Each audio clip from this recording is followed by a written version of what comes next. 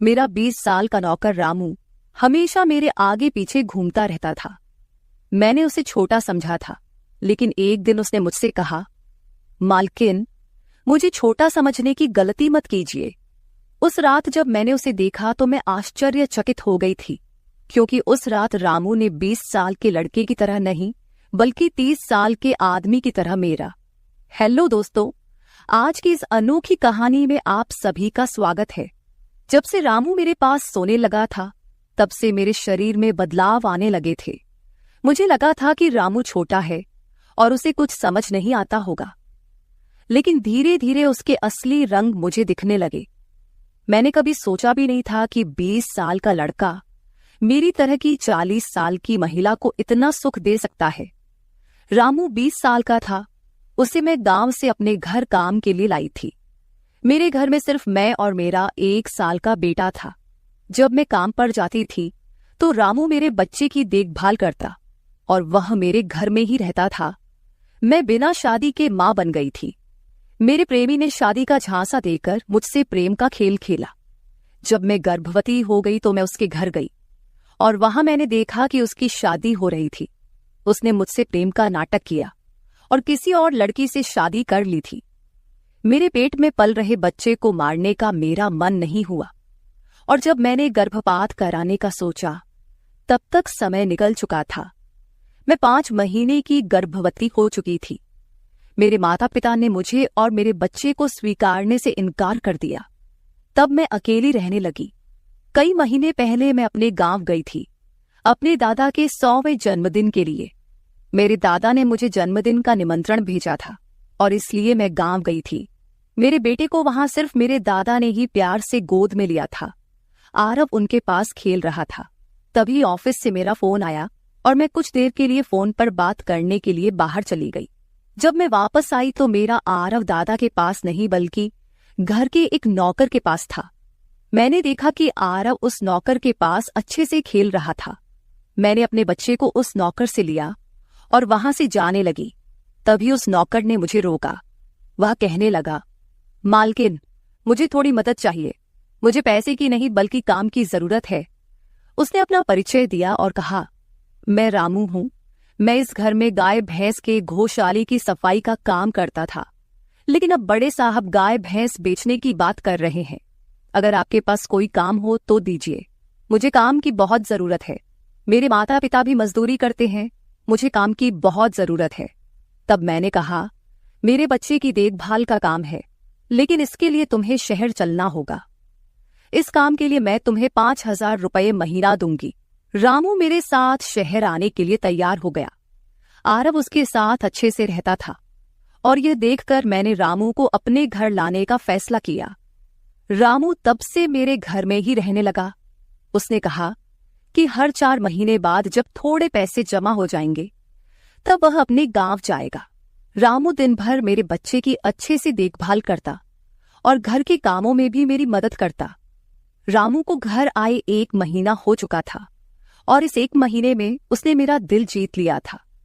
उसकी देखभाल से मेरे बेटे की सेहत भी सुधर गई थी। जो आरव मुझे परेशान करता था, अब वह रामू के हाथों से अच्छे से खाना खाता था। मैंने रामू को एक अलग कमरा दिया था।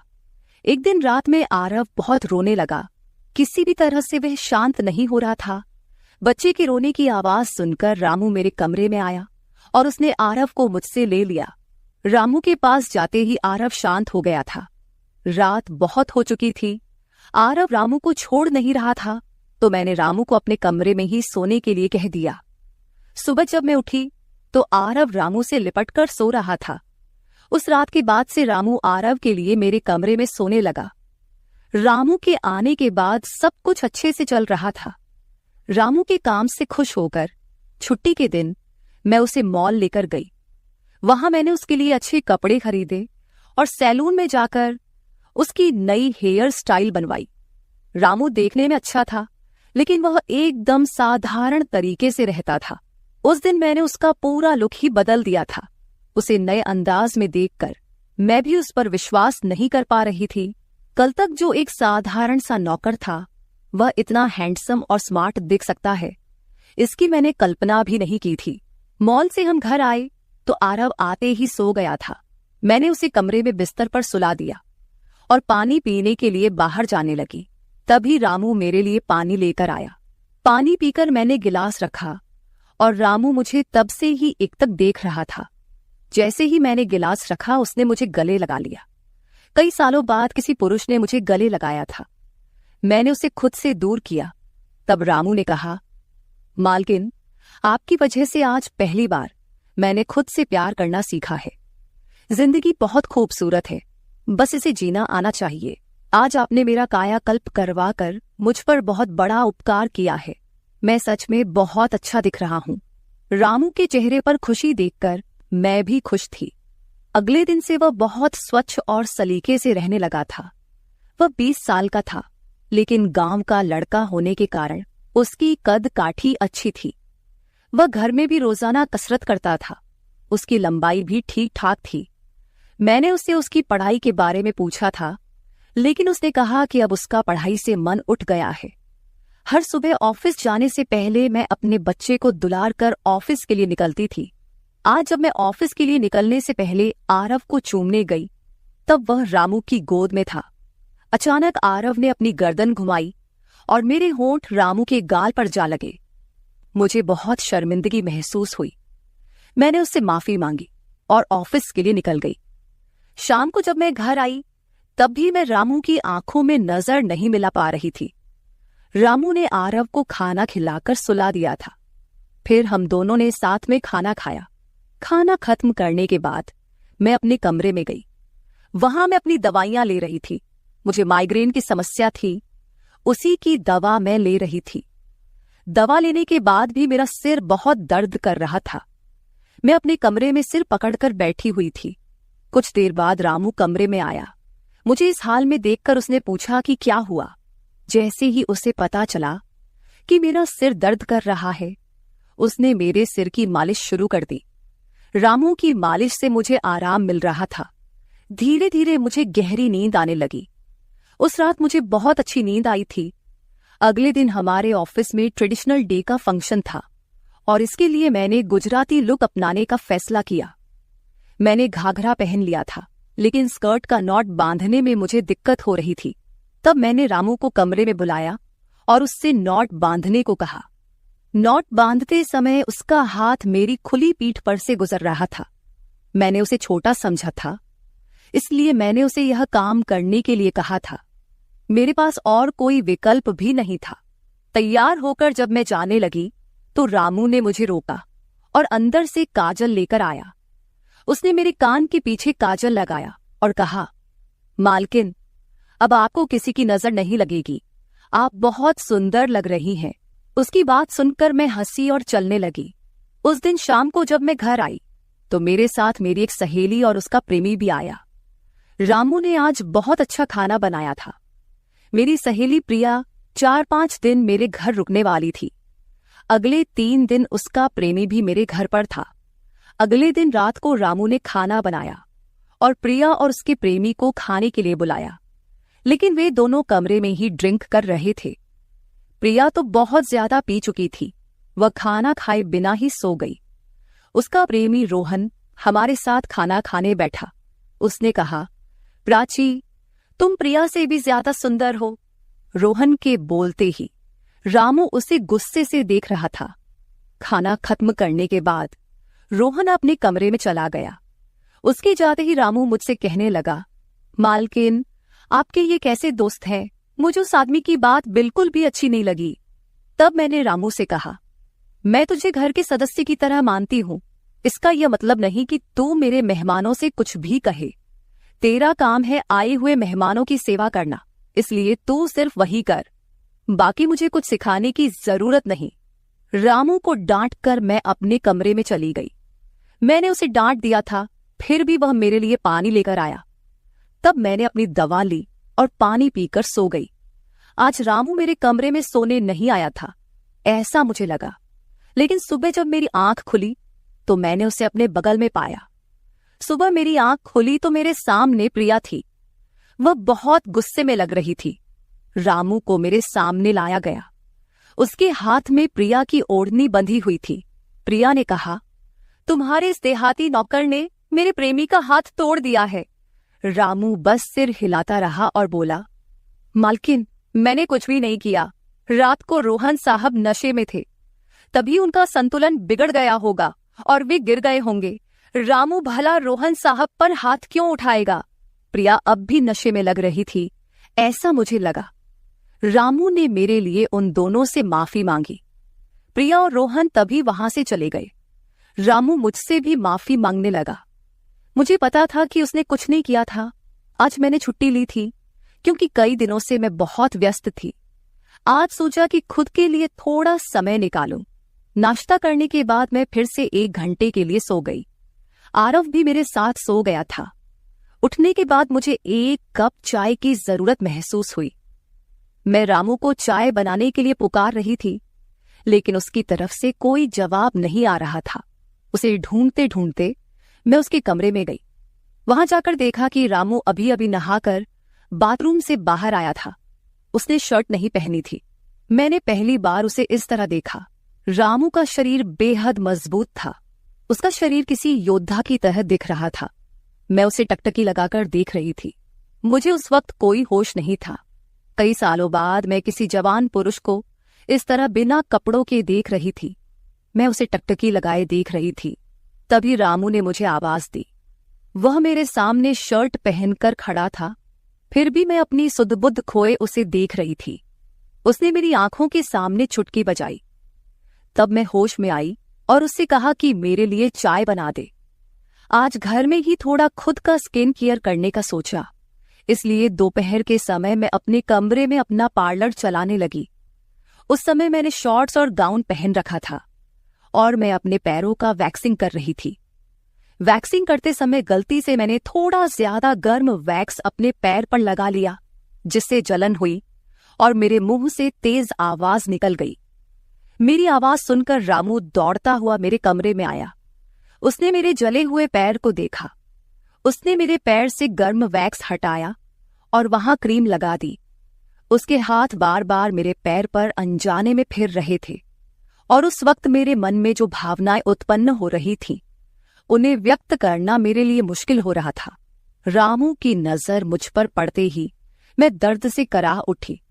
मुझे इस हालत में देखकर उसने कहा, बाई साहब, अब आप बस आराम से लेट जाइए। आपको जो भी करना है मुझे बताइए, मैं आपकी मदद कर दूंगा। मैंने उसे मेरे दूसरे पैर का वैक्सिंग करने को कहा। रामू ने जैसा मैंने बताया वैसा ही किया। उसने मेरे चेहरे की मसाज भी कर दी। उसके स्पर्श से मुझे बहुत आराम मिला। आज का छुट्टी का दिन मेरे लिए आरामदायक बीता। रामू में हर गुण भरा हुआ था। वह किसी भी काम में पीछे नहीं था। आज रात मैंने उसे मेरे कमरे में सोने के लिए मना कर दिया। दिन भर मैं घर में नहीं होती, कम से कम रात को तो मुझे मेरे बच्चे के साथ अकेले समय बिताना चाहिए। हर बार रामू का आना मुझे पसंद नहीं था, इसलिए मैंने उसे कमरे में सोने के लिए मना कर दिया। इस तरह दिन बीतने लगे। कुछ दिनों तक रामू के बिना आरव रात को सो नहीं पाता था, लेकिन धीरे धीरे उसने रोना बंद कर दिया। मुझे अपने अंदर कुछ बदलाव महसूस होने लगे थे। सुबह उठते ही मेरा शरीर बहुत दुखने लगता था। अचानक ये सब क्यों हो रहा है, समझ नहीं आ रहा था। कुछ दिनों में मेरी शारीरिक पीड़ा इतनी बढ़ गई कि मुझे बिस्तर से उठने की भी इच्छा नहीं होती थी। तब मैंने ऑफिस से 1 हफ्ते की छुट्टी ले ली। कुछ दिनों आराम किया, शायद थोड़ा ठीक हो जाऊं। अब पूरा वक्त आरव रामू के साथ रहता था। जब उसे भूख लगती तो वह बीच बीच में मेरे पास आ जाता। आज मैं अपनी कमर पकड़कर बैठी थी। रात को रामू पानी लेकर मेरे कमरे में आया। मेरी कमर पर हाथ देखकर उसने समझ लिया कि मुझे बहुत तकलीफ हो रही है। रामू ने कहा, बाई साहब, अगर आपको कोई आपत्ति ना हो तो मैं आपकी कमर की मालिश कर देता हूं। मेरी कमर इतनी दुख रही थी कि मैंने उसकी मालिश के लिए हाँ कर दी, लेकिन उससे पहले मैंने अपने कमरे की लाइट बंद कर दी। छोटे 0 बल्ब की रोशनी में मेरी कमर उसे नहीं दिखेगी, इसलिए मैंने कमरे की बड़ी लाइट बंद करके 0 बल्ब जला दिया। वह जब मालिश कर रहा था मुझे बहुत आराम मिल रहा था। मालिश करने से मेरी पीड़ा जैसे झट से गायब हो गई थी।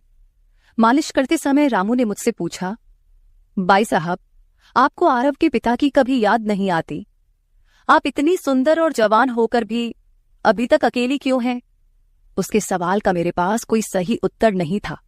मैंने उससे कहा कि शायद तुम्हारे सवाल का उत्तर मेरे पास नहीं है। उस सवाल पर वहीं विराम लग गया। रामू की मालिश से मुझे अच्छी नींद आ गई थी। अगले 2 दिन बाद वह तारीख थी जब मैंने अपने प्रेमी से मुलाकात की थी। आखिर वह दिन आ ही गया। उस दिन मैंने दिन भर अपने मन को किसी न किसी काम में व्यस्त रखने की कोशिश की, लेकिन रात के अंधेरे में मुझे अपने प्रेमी की बहुत याद आ रही थी। आज वह मेरे साथ नहीं था, लेकिन वह मेरे बच्चे का पिता था। आरव को देखकर मुझे रोज उसकी याद आती थी और आज मैं अपनी भावनाओं को छुपा नहीं पाई। मैं अपने कमरे में जोर जोर से रोने लगी। आरव पास में सो रहा था, इसका भी मुझे ध्यान नहीं रहा। मैंने आज अपनी दवाइयां भी नहीं ली थीं। रामू पानी लेकर मेरे कमरे में आया। मुझे रोते हुए देखकर उसने मुझे पानी पिलाया। जब मैं शांत हुई तो उसने मुझे दवाइयां दी। मेरे रोने की आवाज से आरव हल्का हिलने लगा। वह जाग न जाए, इसलिए रामू मुझे अपने कमरे में ले गया। वहां जाकर मैंने उसे कसकर गले लगा लिया। ऐसा लग रहा था कि मैंने अपना होश खो दिया था। मेरा रोने का कारण सुनकर रामू भी शांत हो गया था। वह लगातार मेरे आंसू पोंछ रहा था। रोते रोते मैंने उसका कंधा पकड़ लिया। धीरे धीरे मैंने उसे और करीब खींच लिया। मैंने उससे कहा, रामू, आज की रात मैं तुम्हारे साथ बिताना चाहती हूं। तब रामू ने कहा, भाई साहब, मैं अभी छोटा हूं, मुझे कुछ भी नहीं आएगा। उसकी बात सुनकर मैंने उसे और पास खींच लिया। उस रात मैं उसके कमरे में थी, लेकिन सुबह जब मैं उठी तो वह मेरे पास नहीं था। उसकी शर्ट वहीं पड़ी हुई थी। जब मैं बाहर गई तो मैंने देखा कि रामू मेरे बच्चे को दूध और बिस्किट खिला रहा था। मुझे आरव का ख्याल नहीं आया था, लेकिन रामू ने नहीं भुलाया। उसने हम दोनों माँ बेटे को खुश कर दिया था। रात की थकान के बाद मैं सुबह देर से उठी थी। दिन भर रामू ने मुझसे नजरें नहीं मिलाईं। आज प्रिया मुझसे मिलने घर आई थी। वह रामू की तरफ देख भी नहीं रही थी। रामू ने उसे पानी दिया और कमरे से बाहर चला गया। थोड़ी देर बातें करने के बाद प्रिया जाने लगी। जाते समय उसने मुझसे कहा, जितनी जल्दी हो सके अपने नौकर को यहां से निकाल दो। वह दिखने में जितना मासूम लगता है उतना है नहीं। उसकी बात का मैंने खास ध्यान नहीं दिया। रोज की तरह रात को खाना खाने के बाद रामू ने मुझे पानी का गिलास मेरे कमरे में लाकर दिया और उसने आरव को भी सुला दिया था। आरव आज बाहर हॉल में झूले में सो रहा था। रामू उसकी देखभाल कर रहा था। मैंने अपने कमरे की लाइट बंद कर दी और सो गई। कुछ समय बाद मुझे आरव की आवाज सुनाई दी। उसकी आवाज से मेरी नींद खुली। मैं उठने वाली थी कि तभी उसकी रोने की आवाज बंद हो गई। कुछ समय बाद मुझे अपने कमरे का दरवाजा खुलने की आवाज सुनाई दी। मैं चुपचाप सब देख रही थी। रामू मेरे कमरे में आया था। उसने मेरे पास आकर यह देखने की कोशिश की कि मैं सो रही हूं या नहीं, और फिर उसने मेरा मोबाइल उठाया। उसकी वह खोजबीन देखकर मैंने जल्दी से कमरे की लाइट ऑन कर दी। मुझे जागता हुआ देखकर वह चौंक गया। मैंने उसके हाथ से अपना मोबाइल छीन लिया। मैंने उससे कहा, रामू, ये सब क्या चल रहा है? तुम इस वक्त यहां क्या कर रहे हो? वह कुछ नहीं कहकर वहां से जाने लगा, लेकिन मैंने उसे इतनी आसानी से छोड़ने का इरादा नहीं किया था। मैंने उसे उसका वीडियो दिखाया जिसमें वह प्रिया के बॉयफ्रेंड पर हाथ उठा रहा था। उस दिन रोहन के मोबाइल का कैमरा गलती से चालू रह गया था और उसमें उनकी हाथापाई रिकॉर्ड हो गई थी। सुबह जब प्रिया मुझसे मिलने आई थी तब उसने मुझे वह वीडियो दिखाया था और तब से मैं रामू पर नजर रख रही थी। रामू, तुमने झूठ क्यों बोला? तुमने रोहन पर हाथ क्यों उठाया? तब उसने कहा, जो भी आप पर बुरी नजर डालेगा उसके साथ मैं यही करूंगा। मालकिन, उस रात जब रोहन नशे में था वो आपके कमरे में आया था। वो आपके साथ कुछ गलत करने की कोशिश कर रहा था और इसलिए मैंने उस पर हाथ उठाया। रामू की बात सुनकर मैंने कहा, ठीक है, मैं तुम्हारी बात मानती हूं, लेकिन तुम मुझे नींद की दवा क्यों दे रहे थे? आज मैंने तुम्हें मेरे पानी में दवा मिलाते हुए देखा है। तुम्हारी नजर मुझ पर थी और तुम जो चाहते थे वह मैंने तुम्हें दे दिया है। अब अपना हिसाब करो और गांव निकलो। मेरी बात सुनकर रामू बोला, मालकिन, आप जैसा सोच रही हैं वैसा कुछ भी नहीं हुआ है। कल रात मैंने आपके साथ कुछ भी गलत नहीं किया। मैंने आपके पानी में नींद की दवा मिलाई थी, जिससे आप मेरे पास आते ही सो गई थीं, और मुझे आपके साथ कुछ भी गलत नहीं करना था। कुछ दिन पहले मैंने आपको रात में फोन पर बात करते हुए देखा था। मैंने आपकी बातें सुनी थी। आप फिर से अपने उस प्रेमी से मिलने की तैयारी कर रही थी। आपकी मुलाकात आपके ही घर में तय हुई थी। मुझे यह सब पता था। आप उससे ना मिले, इसलिए मैं आपको रात में नींद की दवा दे रहा था। वह व्यक्ति अब भी आपको धोखा दे रहा है। वह आपसे झूठ बोल रहा है। वह आपके बच्चे को आपसे छीनने के लिए आपके करीब आ रहा है। उसकी पत्नी को बच्चा नहीं हो सकता, इसलिए वह आपके पास आ रहा है। उसने अपनी पत्नी को तलाक नहीं दिया है। वह आपसे झूठ बोल रहा है। रामू, तुम हो कौन? तुम्हें यह सारी जानकारी कैसे मिली? तब उसने कहा, आपके बाबा साहेब ने मुझे आपका फोटो दिखाया था। मुझे आप पहली नजर में ही अच्छी लगी थी, लेकिन बाबा साहेब ने यह भी कहा था कि आप शादी के खिलाफ हैं। तब मैंने उनके साथ मिलकर यह प्लान बनाया। आपके दिल में अपनी जगह बनाने के लिए मैं यहां आया था, लेकिन यहां आने के बाद मैंने देखा कि बहुत से लोग आप पर बुरी नजर रखते हैं, इसलिए मैंने आपकी सुरक्षा करनी शुरू कर दी। रामू 20 साल का नहीं था। मेरा पहला शक सही निकला। वह 30 साल का था और एक अच्छी नौकरी पर था। उसने मेरे प्यार के लिए इतनी मेहनत की थी। रामू ने मेरे प्रेमी के बारे में जो भी कहा था वह सब सच था। रामू ने मेरे प्रेमी की सारी जानकारी सही निकाली थी। रामू जैसा ईमानदार पति और मेरे बच्चे का पिता मिलना मेरे लिए बहुत बड़ी बात थी। मैं अपने प्रेमी के धोखे के जाल में फंसने से बच गई थी। आज मैं विक्रांत उर्फ रामू के साथ बहुत खुश हूं। वह मुझसे और मेरे बच्चे से बहुत प्यार करता है। मेरे बाबा साहिब की वजह से आज मेरा परिवार शुरू हुआ। मुझे रामू जैसा पति मिला, ये मेरा सौभाग्य था। दोस्तों, जो आपसे सच्चा प्यार करता है वह किसी भी कठिनाई में आपका साथ नहीं छोड़ता। रिश्ते निभाने वाले को किसी वजह की जरूरत नहीं होती, और रिश्ते तोड़ने वालों के लिए एक बहाना भी काफी होता है। तो दोस्तों, ये थी हमारी आज की छोटी सी कहानी। आपको ये कहानी कैसी लगी कमेंट करके जरूर बताएं। अगर आप ऐसी ही और भी इंटरेस्टिंग कहानियां सुनना चाहते हो तो चैनल को सब्सक्राइब जरूर कर ले और बेल नोटिफिकेशन ऑन कर ले, ताकि आपको मेरी आने वाली हर वीडियो समय से मिल सके। कल मिलेंगे एक और वीडियो के साथ। धन्यवाद।